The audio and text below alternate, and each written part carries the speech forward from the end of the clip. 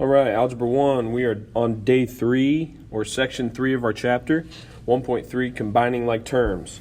So before we start combining like terms, we need to make sure we know the different parts. So variable terms and constant terms are the ones we're going to be looking at. So variable terms means it's those terms that have a variable with it, a letter, okay? A term is just some combination of number and variable, or just a number, okay?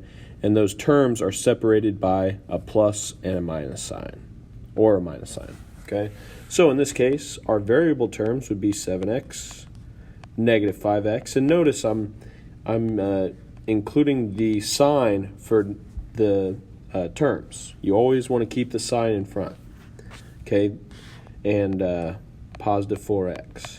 Now, I could have a plus 4x there, but I really only need to include it if it's a negative beforehand, okay?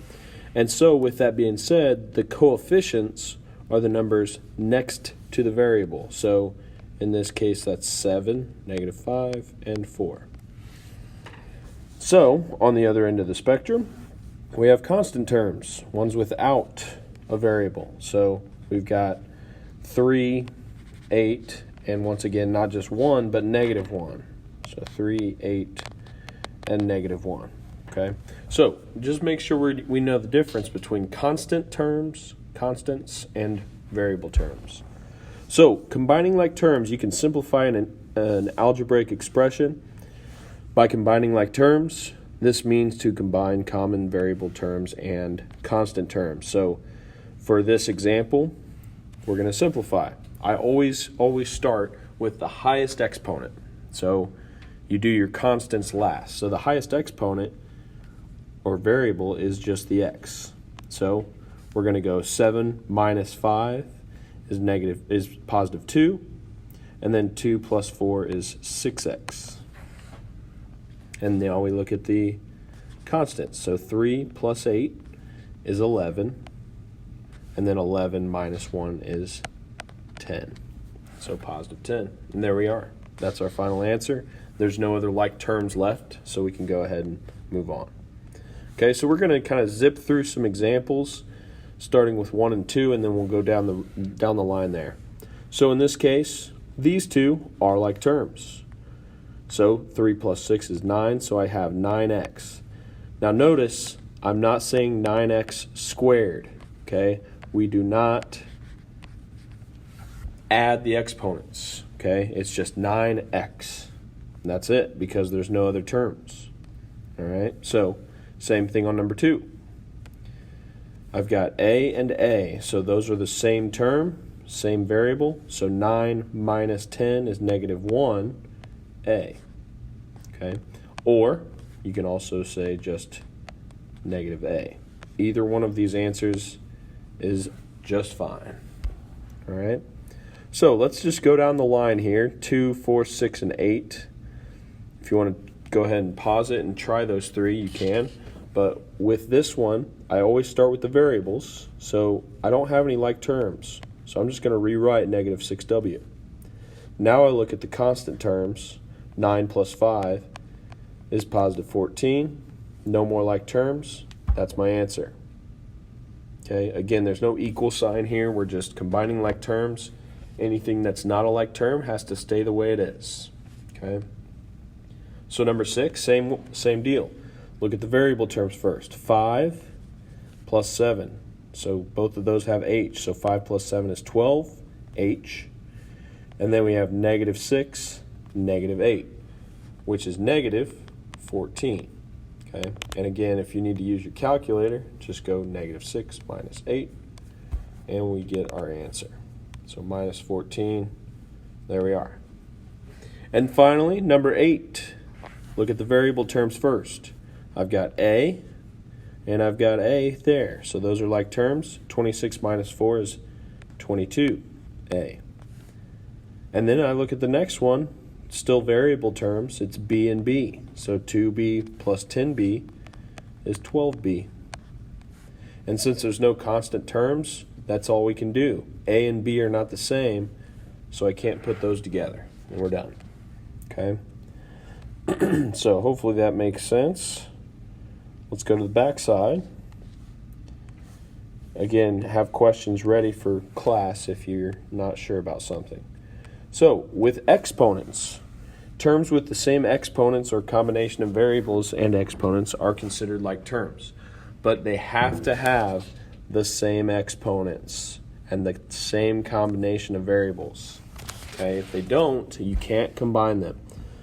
And then when combined, be sure to not change their exponents. Do not add the exponents. So for instance here, number 9, x squared, x squared. Those are the same variable, those are the same exponents, so I can go ahead and combine their coefficients or the number. 5 plus 7 is 12, x squared.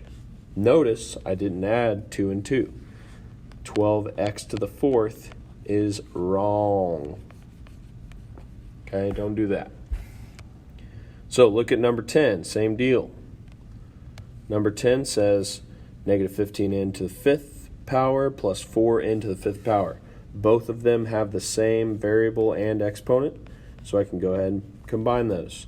Negative 15 plus 4 is negative 11 n to the 5th power because the exponent does not change. Okay, so let's just go down the line here, number 12 and 14. Look at the highest exponent first. Okay, I've got k squared and I've got k squared. So 8 minus 2 is 6, k squared. Now look at k, still a variable term. Negative 1, if you want to put that 1 there, you can. Negative 1 minus 5, that's negative 1 minus 5 is negative 6 with a k. And then we're left with just one constant term, which is 7. So you can't just let it disappear. That 7 is going to be still in our answer. Okay. So let's look at the next one, number 14. Highest exponent, x squared. But there's an x squared and a y squared. Well, are those the same variable? No. So I'm starting with x squared just because it comes first in the alphabet. There's nothing to go with x squared, so I leave it, x squared. Then y squared, same deal. There's nothing to go with it, so it's just plus 4y squared. But now at the end, I've got, okay, 2xy, 7xy. Those are the same combination of variables. So I can go ahead and combine those. So 2 minus 7 is negative 5. And again, the variables don't change, x, y. And we're done. Okay, so let's go to the last one here. A little more complicated, a little more action going on here. So again, look at the highest exponent. I've got x squared here, x squared here. So 4 minus 3 is 1, x squared. You don't have to have the 1, but I'm going to keep it. Now I have x still. X there and there. So 2x plus 8x is 10x. And then finally we have our constants. So negative 7, negative 6. Use your calculator if you need to. Negative 7 minus 6 is negative 13. Double check. Make sure you don't have any other like terms. All those are different terms. So that's our final answer. Okay.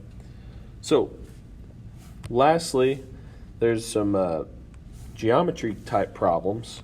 So if you look at the directions, it says perimeter. So if you remember what perimeter is, that's where you add like terms. Or sorry, not add like terms, you add up all the sides. Okay, so if you look at number 18, for instance, I'm going to add up all the sides here. So I've got 17 minus a plus 5a minus 1 plus 4ab. And then we're doing the exact same thing, just combine like terms. Look at the variables. We've got negative a plus 5a. That's 4a. 4ab doesn't have anything to add to it, so that's just 4ab. And then now we have 17 minus 1 is 16. And that's it. That's your perimeter. So it kind of looks weird because it's not an actual number, but that would be our perimeter, okay? That's it. Now you go ahead and move on to distributive property notes. Peace.